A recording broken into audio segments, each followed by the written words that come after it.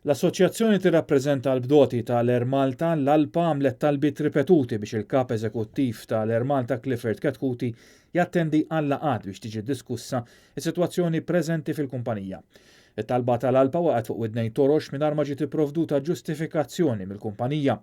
Stqarrija tal-Alpa b'reazzjoni għal dan tajt li hija stramba li l-kap eżekuttiv tal-kumpanija qed jagħżel li ma jipparteċipax fid-diskussjonijiet li fit-teorija jolqtu direttament il-futur tal-kumpanija.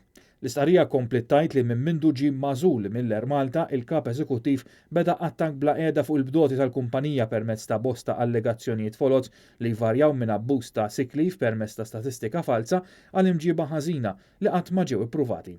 L-Alpa qalet li kien ikun aktar għaqli li ssir rikonċiljazzjoni biex issolvi l-firxa wiesa ta' problemi li jiffaċċjaw l-ekwipaġġ blajru madankollu Ketkuti għażel li jniedi attakki permezz ta' gazzetti lokali bl-uniku skop li jintimida u jtebba reputazzjoni tal-assoċjazzjoni kif ukoll dak tar-rappreżentanti tagħha.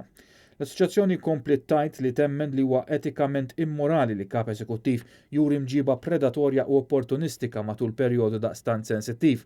L-Alpa qalet li l-offerta li naqqas il-paga tiegħu b'70% fil-paga minn pakkett li jaqbes 300,000 euro esklużi vantaġġi fis-sena wasal wara li ġiet applikata pressjoni mill-Alpa biex tiżgura il-grad meħtieġ ta' trasparenza. Dan minkejja l-membri oħra ċedew biss 10% tas-salarju tagħhom filwaqt li talbu tnaqqis ta' 90% fil-paga mill-piloti. Fid-dawl ta' dan l-Alpa qed tibqa' tinsisti fuq il-livell ġust ta' tnaqqis perċentwali f'kull livell. F'dan il-punt l-Alpa estendiet is-solidarjetà tagħha mal-Unjoni tal-Ekwipaġġ tal-Kabina li sfaw vittma ta' tattiċi diviżivi tal-management. L-istqarrija temm bl-Alpa tikkundanna din l-imġiba u tħeġġeġ lill-Ministru għall-Ekonomija Silvio Xkembri biex jintervjeni minnu fih qabel ikun tard wisq.